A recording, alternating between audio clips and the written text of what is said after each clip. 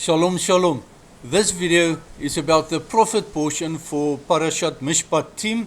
It is from the second book of Kings, chapter 11, verse 21 up to chapter 12, verse 17. Or alternatively, depending on your translation, it may be second book of Kings, chapter 12, verse 1 to 17. And it's good to read with it the parallel text from the second Chronicles of the Kings of Israel and Judah, chapters 22, 23, and 24. It is all about Joash, who was later also known as Jehoash. He was just 7 years old when he was anointed by the 18th high priest Jehoiada to be king over Judea. He was the son of King Ahaziah of Judah and Queen Zibiah, who was originally from Beersheba before she was married, obviously. The history was tumultuous, and the second book of Kings, it's very difficult to follow the history, but I'll make a brief summary here. The tumultuous history is caused by the influence of Ahab and Jezebel, the king and queen of Israel, who served Baal. During this time, the house of Ahab of Israel and the house of Jehoshaphat of Judea intermarried with each other, and there were kings named Jehoram or Joram and Ahaziah in both houses, but at different times. Actually, what happened is Joram or Jehoram of Judah married to the sister of King Ahaziah of Israel, and he named his son Ahaziah. And then later, when King Ahaziah of Israel had a baby boy, he named his son Joram or Jehoram in honor of the king of Judea. So all of this makes the history very difficult to follow.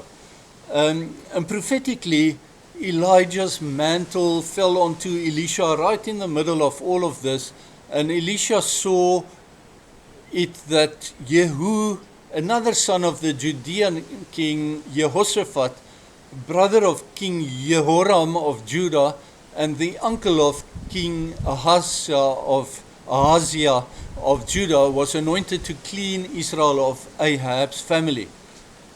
Although King Ahaziah's mother, the wife of the Judean king Jehoram, her name was Athaliah, and she was the sister of Ahab, she remained alive in Judea. Judean Jehu then became the king over the northern tribes, over the tribes called Israel. In the wake of Jehu's elimination of the house of Ahab, Queen Athaliah of Judah did her best to eliminate the Judean kings and the line, all that remained of the house of David. Even her own grandchildren were slaughtered at her command.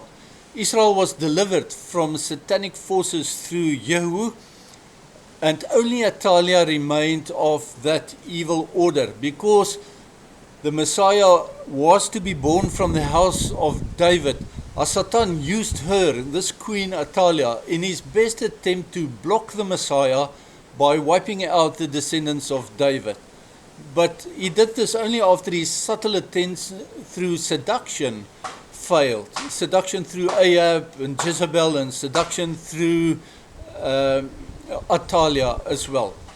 And through Athaliah, he thought that after she murdered so many of her own grandchildren and the descendants of David, Satan thought that he had won for a period of 6 years. But Adonai worked through Jehosheba, a princess of Judah. She was King Ahaziah's sister and sister-in-law to the evil Queen Athaliah.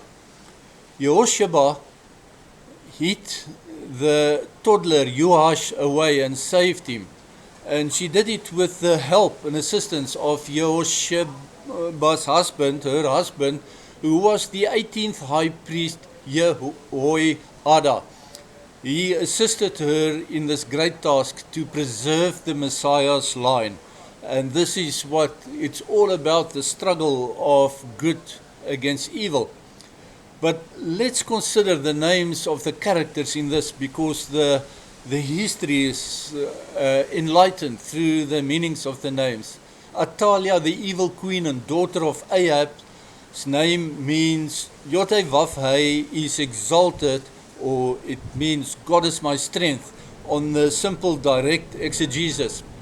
But it can also in the hidden exegesis be read to mean afflicted by God. And the latter meaning is hidden, just as her true colors remained hidden until she moved to eliminate the house of David. In the hidden evil, we see the character of many concealed, covert enemies of Adonai. Then Josheba was a princess of Judah, and she was the wife of the high priest Jehoiada. Her name means either Yodai is Adonai's oath, but through her, or promise, through her Adonai kept his oath to David and secured the Davidic line of the Messiah.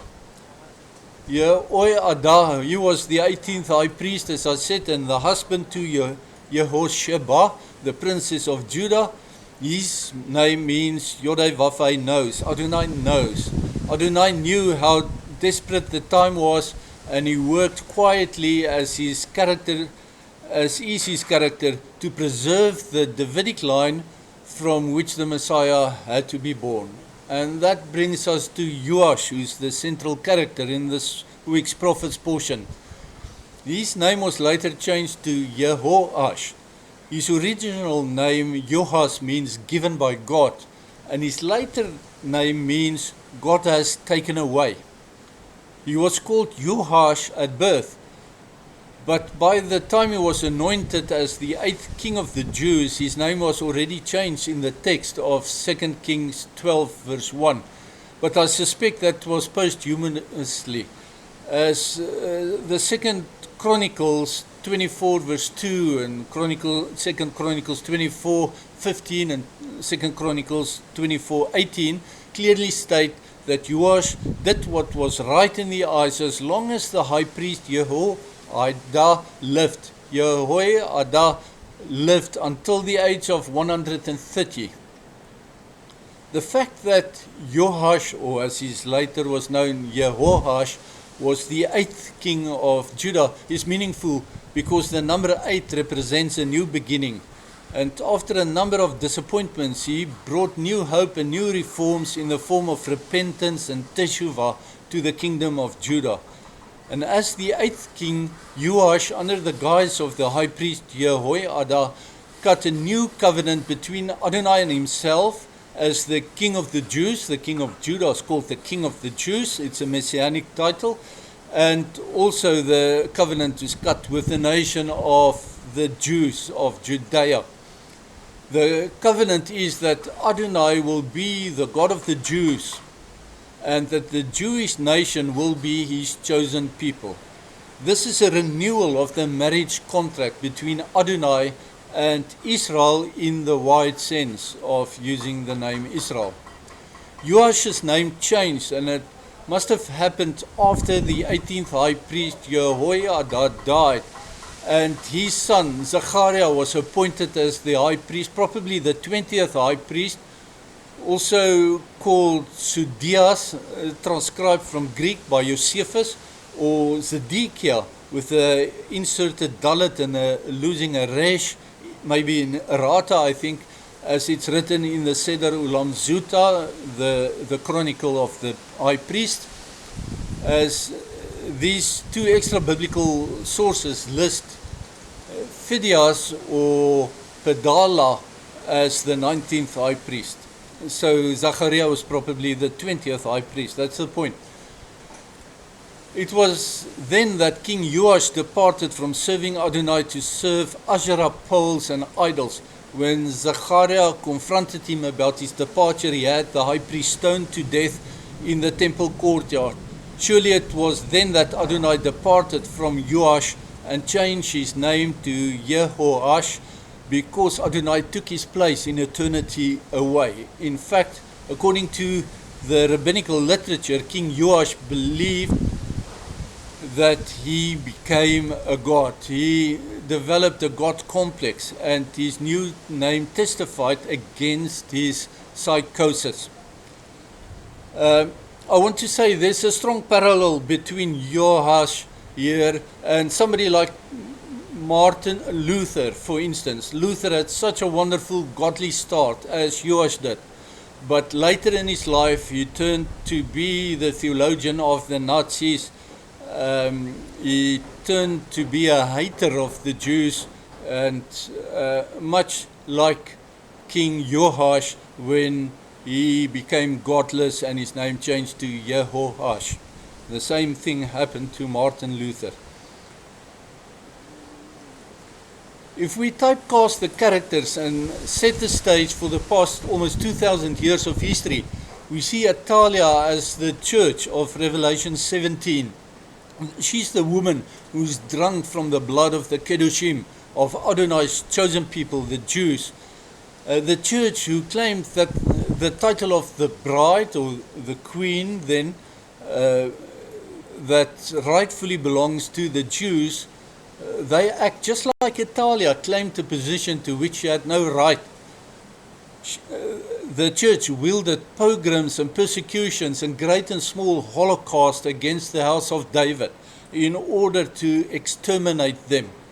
And we also see King Joash developing from a good king to a prototype antichrist with his name change in this prophet's portion, as I explained.